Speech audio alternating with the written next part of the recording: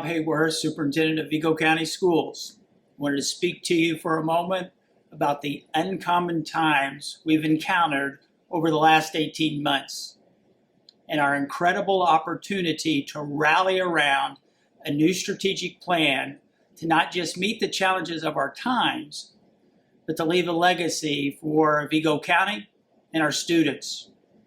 We will present the full plan to the board sometime in November, but I wanted to introduce parts of the plan here for you today and over the upcoming weeks.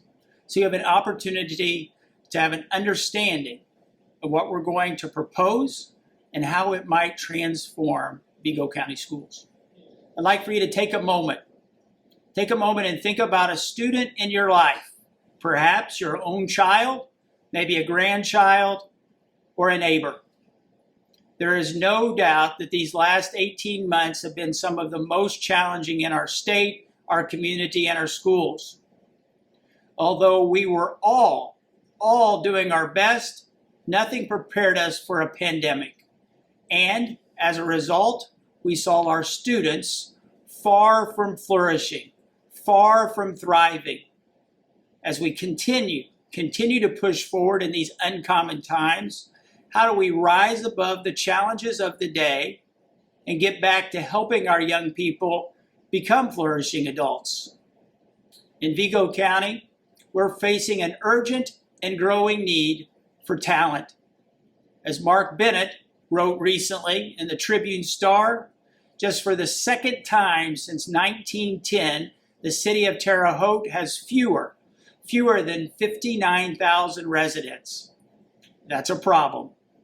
The community needs more families with kids who will learn in the Vigo County School Corporation, graduate from high school, and then from a college or technical program, get a job here, start their families here, pay taxes here, volunteer and support the local businesses here.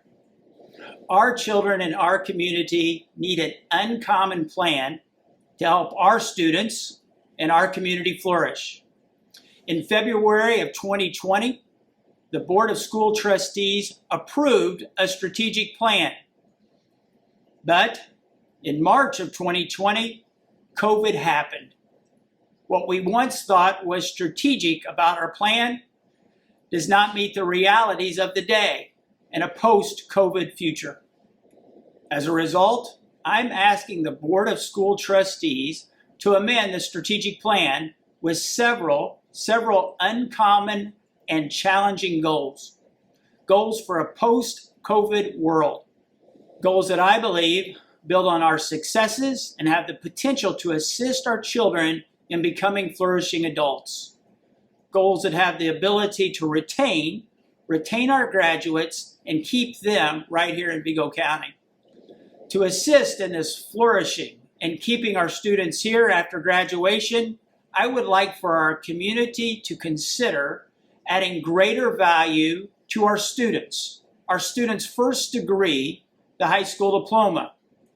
As a result, I would ask our board and our community to consider and adopt an uncommon outcome. An outcome based upon what the labor economists say 2/3 of U.S. residents need in order to thrive. An industry-recognized certification, industry and business credentials, or a college degree. The uncommon outcome I would ask us to consider 30 credits, 30 credentials, or 30 certification hours beyond the high school diploma for all students by 2027. To achieve this aggressively aspirational goal, the Vigo County School Corporation will need to engage in uncommon practices. I want to focus today on facilities. Generally speaking, schools have looked the same for the last 100 years. Of course, technology is now a key part of the classroom, and touchscreens are replacing whiteboards, which replace chalkboards. but still the basic premise is the same. The teacher stands at the front, facing rows of desks with students sitting behind. Our district has been discussing our high school facilities for the past several years.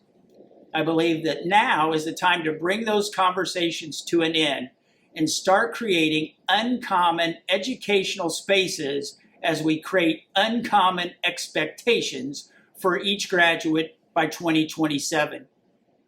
Preparing students for a future that we can't imagine is a difficult task, but I think we now understand that not everyone is going to college and that there isn't a one-size-fits-all solution. Our facilities need to reflect that shift in thinking as well as in leveraging our entire community in meeting the needs of our students. Our facilities decisions must also address the fact that we have a shrinking population.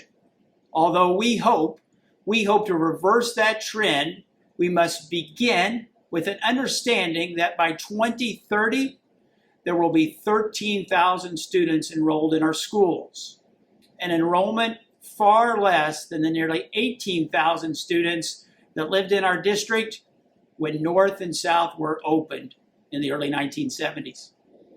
We will continue to discuss our high schools with our community in advance of a potential May 2022 referendum.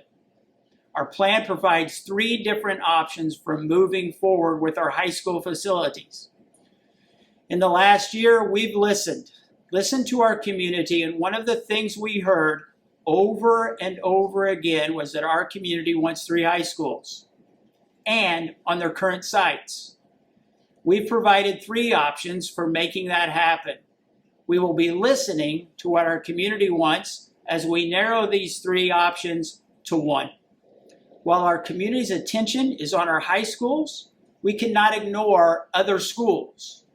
As part of this plan, we will be flipping an initial 150 classrooms across the district.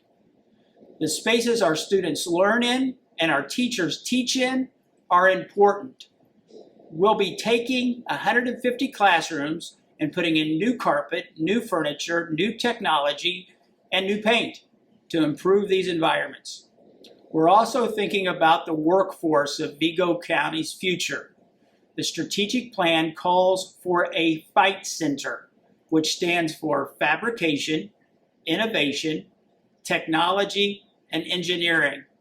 Our students need to be prepared to meet the challenges of our community's future. The FIGHT Center would house high school students on a half-day schedule in collaboration with local labor, industry, and higher education. At night, many of our adult education programs would be housed at this center, and we're hoping the center serves as an incubator for the next generation of businesses in Vigo County. We will be presenting our amended strategic plan titled Uncommon to the School Board of Trustees in November. We've been faced with uncommon times, but we believe that the aspirational goals in this plan will help us emerge as a community focused on helping our students and community flourish. To learn more about the plan, please visit the link below. I will be presenting parts of the plan over the coming weeks, and we'll be holding community meetings about our high school facility plan. When those details are announced, I hope you'll find some time to engage with us and share your feedback on our plans.